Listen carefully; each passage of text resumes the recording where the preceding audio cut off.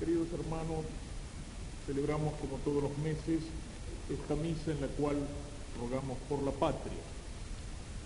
Y en este día, de una manera especial, en el recuerdo de la muerte del general San Martín. Esto nos puede llevar a algunos pensamientos o reflexiones.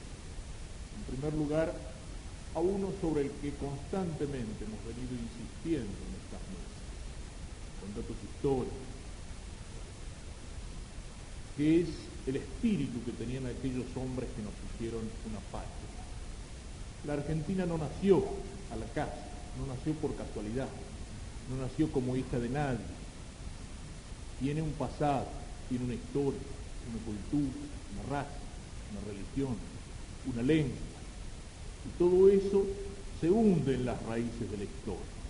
Nosotros recibimos aquella cultura que nos venía de Grecia y de Roma a través de España, y junto con ella el cristianismo. Y esa fidelidad, la fidelidad a esos valores estaba presente en los hombres que nos dieron una patria. Incluso cuando fue necesario el proclamar la independencia de España, fue no como una ruptura, no como un tirar por la borda o a la basura todo aquel pasado, aquella tradición recibida. Fue como el hijo que llega a la mayoría de edad y deja la casa de los padres.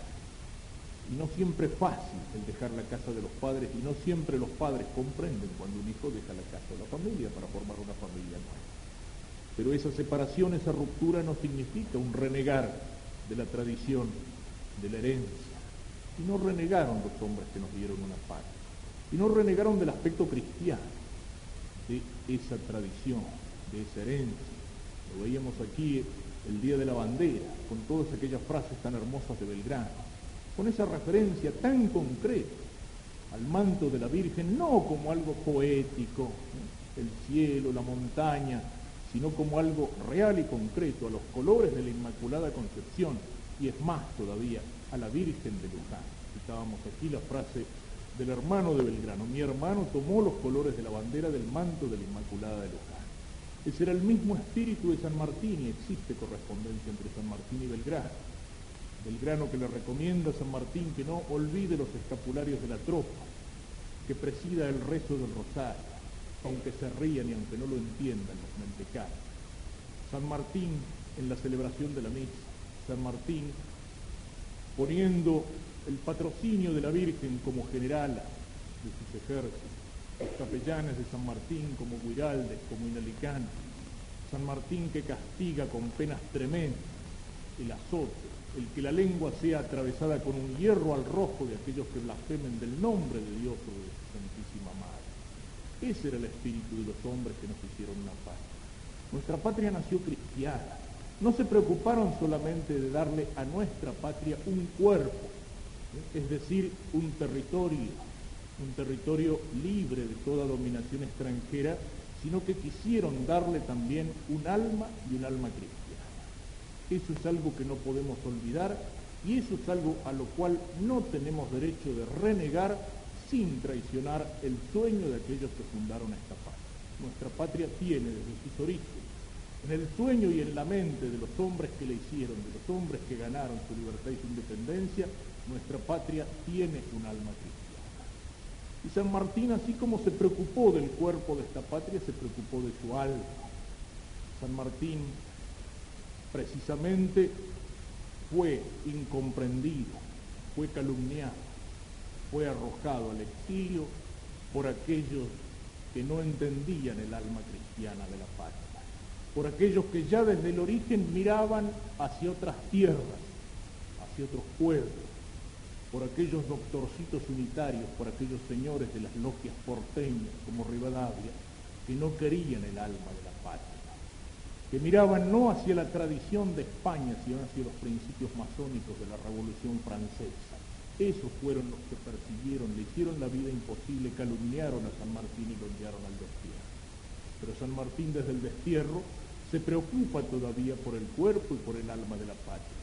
Y si bien él no quiere meterse en las luchas civiles, él prevé esas luchas civiles y en alguna de sus cartas habla de la necesidad de una mano firme, que ponga orden en la patria y que la lleve adelante.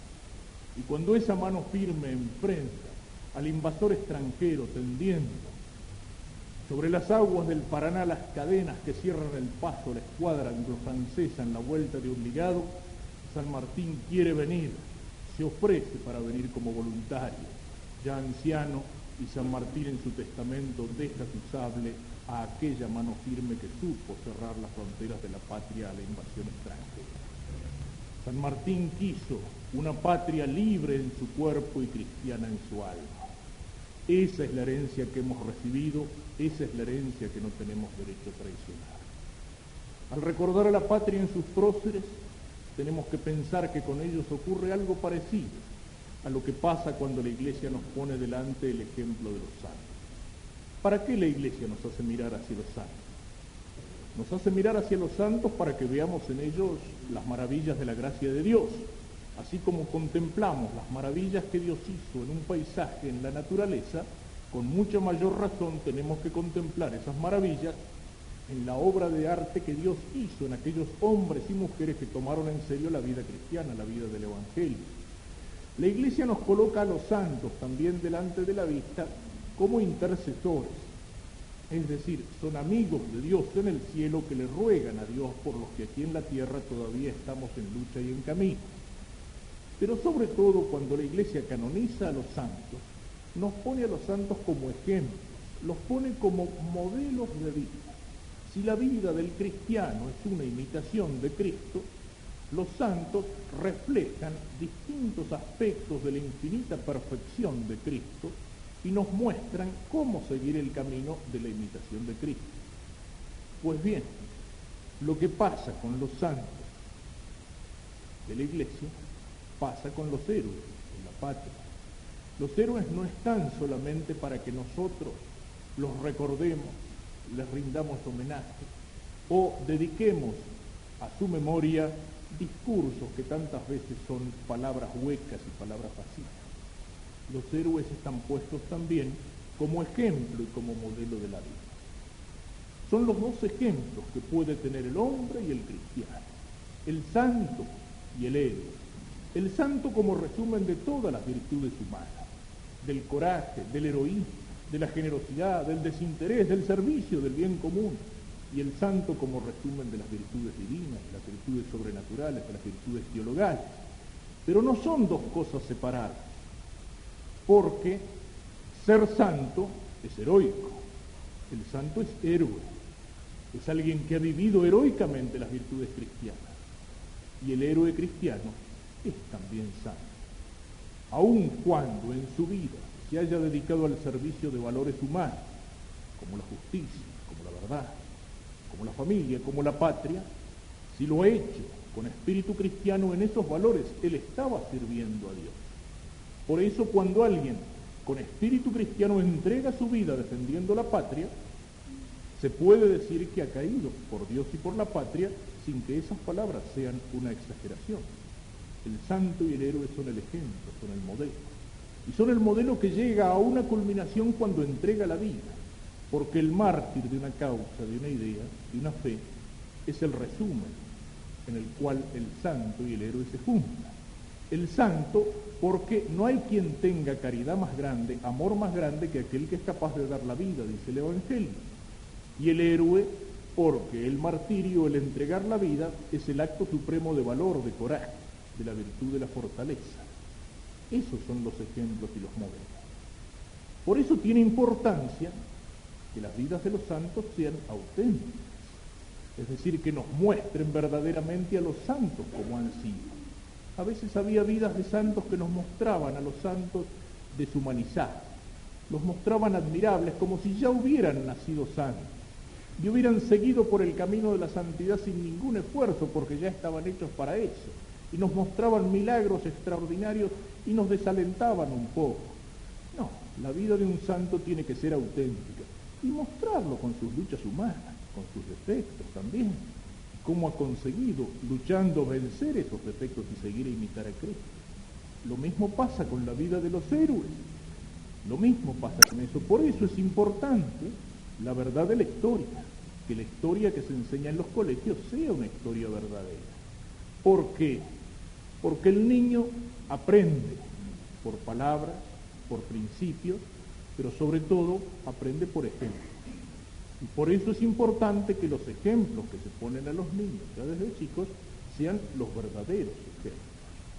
Hay de una patria, hay de una nación donde los que verdaderamente han hecho algo grande por ella mueren en el exilio o son olvidados o son calumniados. Hay de una patria, hay de una nación donde los que tienen estatua, donde los que tienen monumento, donde los que reciben homenaje han sido en muchos casos traidores y renegados que vivían mirando para afuera y que trataban de vaciar el alma de la patria. Una patria que tiene como próceres, falsos próceres, traidores, y se enseña a admirarlos desde niño en las escuelas.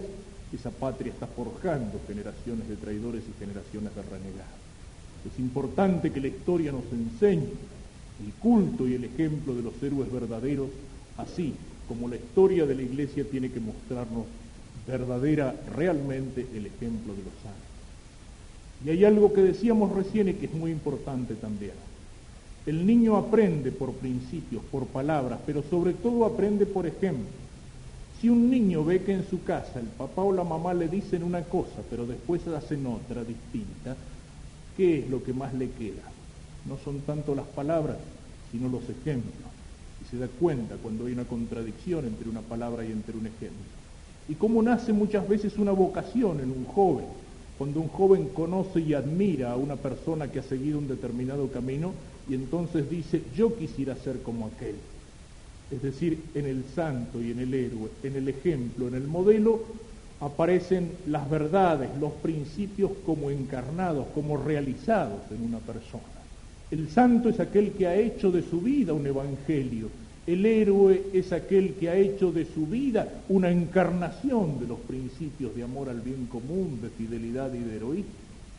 Y entonces por eso es muy importante que los verdaderos ejemplos, que los verdaderos modelos sean el santo y el héroe para nuestros niños. Y el santo y el héroe en el tiempo en que vivimos ha sido reemplazado por falsos modelos, los ídolos. ¿Qué eran los ídolos en los tiempos paganos? Falsos dioses, dioses de piedra o de madera. ¿Qué son los ídolos en el tiempo en que vivimos? Son falsos modelos. Son los que han venido a reemplazar en el ejemplo al héroe y al santo. Los ídolos de la farándula, de la publicidad, de la televisión, de la música, del deporte, de las películas, de las series deportivas, de las series noveladas. Eso es lo que hoy se pone como ejemplo a nuestros jóvenes. Eso es lo que a veces crea en los jóvenes ese apasionamiento que los lleva a ser fans de un conjunto de rock o a admirar la persona de un jugador, de un artista o de un charlatán televisivo. Eso es lo que hoy se pone como modelo y como ejemplo. Y podemos preguntarnos qué juventud estamos formando. ¿Qué juventud está formando ese canal de inmundicia que es muchas veces la televisión cuando está llegando a los hogares? ¿Qué es lo que estamos formando? ¿Cuáles son los personajes que se ponen para la admiración de nuestros niños? Sobre todo los personajes de las series extranjeras. Nos importan problemas que no son nuestros, mentalidades que no son nuestras. Y a veces esos personajes ni siquiera son personajes reales, porque podríamos aprender incluso del extranjero valores como la santidad y el heroísmo, pero muchas veces no son personajes reales, sino personajes en los que lo que existe es la mentira, es la voluntad de poder, o es el odio, es la violencia. Son muñecos, son extraterrestres, son figuras que tienen a veces incluso rasgos demoníacos, o nos muestran esas series como Dallas, por ejemplo, y alguna otra por el estilo. La corrupción de los ambientes más podridos del gran capital extranjero, un estilo de vida falsificado, un estilo de vida lleno de inmundicia y de corrupción. Y aún en el caso de que no sean malos, Cuando yo hablo de esto a los muchachos les digo, mire, yo con esto no les quiero decir que ahora tienen que romper todos los discos del cantante o que no pueden ir a ver un partido de fútbol o ver un partido de tenis por televisión. No. Si a mí me gusta cómo canta una persona, fenómeno, lo escucho. Si me gusta cómo juega el fútbol o cómo boxea o cómo juega el tenis o cómo actúa en el cine, pero no hay ningún problema en verlo. Pero guarda, una cosa es admirarlo cómo juega o cómo canta, o qué cara bonita que tiene cuando actúa en una película, y otra cosa es tomarlo o tomarla como modelo de vida, porque puede ser un gran cantante y una perfecta porquería como tipo, porque puede ser un gran jugador y en su vida personal un tipo lleno de escándalos, de inmundicias, de renieves, de divorcios, de un tipo que lo único que le interesa es la plata. Una cosa es que me gusta cómo canta, cómo juega, cómo maneja el auto en las carreras, y otra cosa es que lo tome como modelo de mi vida, como ejemplo. Y eso es lo que pasa, que los ídolos están reemplazando al santo y al héroe, y que estamos formando una juventud a través de esos falsos modelos. Sobre todo, lo repito, de las series televisivas extranjeras, de los personajes ficticios de las películas. Y podemos ponernos un interrogante: ¿qué juventud estamos formando? ¿Cuál será el futuro de nuestra patria si nos están matando de esa forma el alma? Cuando en lugar de San Martín y de Belgrano, de aquellos hombres que nos dieron patria, de aquellos que fueron capaces de jugarse la vida en las batallas, o de aquellos que nos dieron patria con el estudio, con el trabajo, con el sacrificio, con el sudor y con la sangre, cuando en lugar de eso tenemos como ejemplo, qué sé yo, a un Soda Stereo o a un Charly García, con sus desastres y con sus inmundicias. ¿Qué estamos formando? Tenemos que hacer un examen de conciencia. Volvamos a mirar, a levantar la vista hacia arriba. Volvamos a levantar la vista hacia los que pueden ser ejemplos como hombres y mujeres completos, perfectos, como Dios los quiere. Volvamos a levantar la vista hacia los héroes y hacia los santos. Y pensemos que hoy decíamos el mártir es el que resume al héroe y al santo en una sola figura. Cristo es el héroe, Cristo es el santo. Cristo es el que tiene en grado máximo la caridad al entregar la vida por todos los hombres. Cristo es el que es capaz de dar testimonio de la verdad, sabiendo que esa verdad, delante de Pilatos y de los sacerdotes de los judíos, sabiendo que esa verdad le va a costar la vida. El héroe y el santo, cuando lo miramos y lo admiramos, y cuando tratamos de conformar nuestra vida con ellos, estamos imitando y estamos siguiendo de alguna manera a Cristo. Pensémoslo en el día en que tenemos que mirar hacia el Padre de la Patria. Y una última cosa, en estas misas por la patria muchas veces he empleado el tono de preocupación. Y una vez decía, recemos en estas misas por la patria para que no tengamos un día la desgracia de tener que celebrar un funeral por la patria. Hemos rezado por el cuerpo dolido de la patria cuando recordábamos las heridas de la patria en el sur, en las Malvinas, en el sur herido de la patria, en el sur bajo la dominación extranjera. Y hemos mirado con preocupación también el alma de la patria cuando decíamos que se la quiere vaciar de su contenido cristiano. Hemos señalado muchas veces todas aquellas cosas que hieren a nuestra patria en el cuerpo y en el alma. Y lo hemos hecho muchas veces, incluso con palabras duras. Pero yo quiero señalar que esto no es una opinión personal, que no es una cosa puramente mía. Y puedo decirlo con alegría mirando al documento que hace pocos días han publicado la Comisión Permanente del Episcopado, donde se señalan concretamente algunas de estas heridas, algunos de estos motivos de preocupación. Hablan los obispos, por ejemplo, de una llamada modernización. Dice que lamentablemente algunos propician y que es un verdadero cambio de cultura, es decir, de los valores que constituyen el estilo de vida de la nación y que configuran su identidad. Señalan la patria profundamente herida en la familia. Señalan que se hiere también una realidad que está en la base del amor y de la familia. Se hiere cuando se deforma la realidad del sexo. Y esto alguna vez lo aclarábamos aquí en otra ocasión. No terminaremos de decirlo. Cuando la Iglesia habla de estos temas, enseguida salen caricaturizando lo que la Iglesia puede decir sobre el tema. Estaba leyendo ayer un artículo estúpido en el diario Hoy, donde hablaba del tema del sexo y de la educación sexual con una superficialidad que ponía los pelos de punta. Si somos católicos, sabemos que el sexo es bueno, que el sexo es creado y querido por Dios, que Dios cuando creó al hombre lo hizo varón y mujer y los hizo para que se amaran y para que fueran una sola cosa y para que fueran fecundos y llenaran la tierra. Eso es lo que hizo Dios. Si uno dijera que el sexo es malo, no sería cristiano, no sería católico, estaría negando la creación de Dios. Ahora, eso sí, la Iglesia que sostiene eso, la Iglesia no tiene una postura maniquea, una postura puritana, la Iglesia que sostiene eso, sostiene también que lo que Dios ha hecho bueno, los hombres podemos usarlo mal y los hombres podemos ensuciarlo. Y eso es precisamente lo que la Iglesia señala.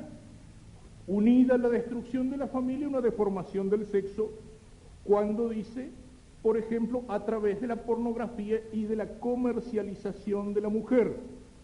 Cómo se desnaturaliza el sexo con una comercialización miserable de la mujer, con una pornografía que invade el país sin encontrar barreras. Eso es lo que ensucia y destruye el sexo. Eso es lo que ensucia el alma de un pueblo. Eso es lo que hiere a un pueblo en el sentido del amor y de la familia.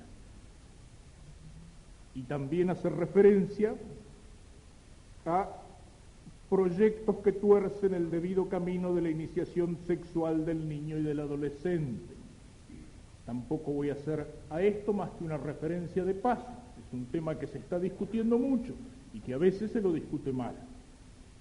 Así como la Iglesia no sostiene que el sexo es malo, sino que es bueno, creado y querido por Dios, también la Iglesia sostiene que al niño hay que educarlo en este terreno. Lo que se discute en primer lugar es a quién corresponde la educación y en segundo lugar cuál tiene que ser el contenido de esa educación. Porque en algunos de esos proyectos existen deformaciones que esos señores, si quieren educar hacia sus hijos, serán dueños de hacerlo, pobres chicos, pero no tienen derecho a imponerlo a los demás. Porque son cosas que hieren, y por eso las señalamos aquí, hieren la familia, hieren el amor, y de esa manera están hiriendo a la patria. La familia es como la célula fundamental de una sociedad, y eso no es una figura retórica. Como el cuerpo humano está compuesto por células, la sociedad está compuesta por familias. Y eso lo afirma la doctrina social de la Iglesia, enfrente al individualismo liberal que ve a la sociedad compuesta por ciudadanos abstractos y enfrente al colectivismo marxista que ve a la sociedad compuesta por clases sociales en lucha. La doctrina social de la Iglesia nos dice la unidad fundamental es la familia. ¿Qué pasa en un cuerpo cuando las células se enferman y entran a crecer de una manera monstruosa? Ese cuerpo tiene un cáncer. Cuando la familia es atacada y está herida, el cuerpo social de la nación tiene un cáncer. Y eso es lo que señalan los obispos. Hacen referencia también a los medios de comunicación, que deberían ser medios de transmisión de la verdad y de la cultura. Pero dicen, con dolor debemos decirle a muchos de ellos, que en su quehacer no solo no descubrimos el ejercicio de esa responsabilidad, sino una abierta colaboración con lo que destruye aquello que creemos que tiene que ser la vida argentina. Hace referencia a la situación económica, con grave preocupación, hace referencia al intento que viene de muchos lados de cambiar los valores de nuestro vivir argentino, de reemplazar esos valores. Dice, notamos con alarma la creciente presencia en nuestra vida argentina de grupos y manifestaciones culturales provenientes de países que exportan ideologías materialistas contrarias a nuestro modo de vida criollo. Y señalan también la prioridad de los intereses de sector o partido sobre la indispensable preocupación por el bien común. Es decir, no es este documento algo que mire solamente como una cosa obsesiva al tema del sexo, sino que mira algo mucho más amplio que está pasando entre nosotros y que es una verdadera revolución cultural. Yo lo decía aquí en la misa anterior. Hace poco más de 10 años atrás vivimos en nuestra patria la guerra revolucionaria marxista que se inspiraba en la doctrina de Lenin, con consecuencias trágicas para uno y otro lado, con odio entre los argentinos, con enfrentamiento de sectores, con muertos, con torturas, con prisioneros, con secuestrados, con desaparecidos, con terrorismo. Actualmente estamos viviendo esa revolución cultural, pero esa misma revolución, pero no en la guerra revolucionaria leninista, sino en la revolución cultural inspirada en el ideólogo marxista italiano que se llama Gramsci. Y la revolución cultural tiene dos facetas. Una es mentalizar a la gente, ganar las inteligencias, y otra es podrir y corromper a aquellos que no se pueden mentalizar. Es más fácil podrir y corromper que mentalizar, pero una minoría mentalizada y cargada con el odio de la dialéctica marxista y con la visión materialista puede apoderarse de una sociedad si primero ha conseguido corromperla y debilitarla, si ha conseguido destruir las barreras que podían oponerse a esa revolución, a ese colonialismo interior en nuestra patria, si ha conseguido corromper y desprestigiar a las Fuerzas Armadas, si ha conseguido dividir y desprestigiar a la Iglesia, si ha conseguido romper el movimiento obrero, los otros sectores sociales que pueden ser un obstáculo o una barrera para que un día la bandera que flamee sobre nuestra patria no sea la azul y blanca, sino la bandera roja. Y eso es algo que está en camino. Y esto, de una manera bastante directa, la señalan nuestros obispos. No es solo el tema de la educación sexual, eso es un aspecto de una transformación cultural mucho más amplia que afecta no el territorio físico de la patria como la presencia extranjera en las Malvinas, pero que afecta sí el alma cristiana de nuestra patria, tal como la soñaron los hombres que la construyeron. Tenemos que tener conciencia de esto. Y cuando los obispos lo dicen, no lo dicen, como han señalado algunos, por motivos electoralistas. No lo dicen por eso. No lo dicen por un interés de sector o de facción política, como no lo decimos aquí tampoco. Si algunos se sienten molestos con esto, y bueno, ¿saben qué pasa? Es como si cuando yo leo el Evangelio y leo las palabras de Cristo: no matarás, no cometerás adulterio, no robarás, no darás falso testimonio, se para un tipo y dice: padre, usted me está insultando. No, yo estoy leyendo los mandamientos, es decir, los mandamientos como Cristo los transmite. Si alguien se siente insultado porque uno dice no adulterarás, o no robarás, o no darás falso testimonio, bueno, eso es cuestión suya. Cuando uno predica, cuando uno enseña, cuando uno afirma determinados principios, uno suelta, pone en libertad las palomas para que las palomas salgan volando. Ellas saben en qué rama se van a parar. Si cuando la Iglesia señala estas cosas alguien se siente dolido, alguien se siente ofendido, es porque precisamente no porque la Iglesia quiera pegarle a este partido, a este sector, a este gobierno o a sino porque el pájaro se fue a parar en esa rama. O como se decía antes en la Iglesia, recién nos dimos cuenta que era de la cofradía cuando vimos que agarraba la vela en la procesión. Bien, que todo esto nos lleve a reflexionar, que seamos capaces de amar a la patria con ese amor que tiene que ser un amor dolido, porque la vemos herida en el cuerpo y en el alma, pero que esto no nos lleve al desaliento, no nos lleve a la indiferencia, no nos lleve a la desesperación, sino que nos lleve sobre todo a levantar la vista hacia arriba, hacia lo alto, y a rogar al Señor por medio de la Virgen Santísima para que esta pobre patria argentina pueda ser un día aquella que soñaron cuando la fundaron con esfuerzo, valor y sacrificio hombres como Belgrano.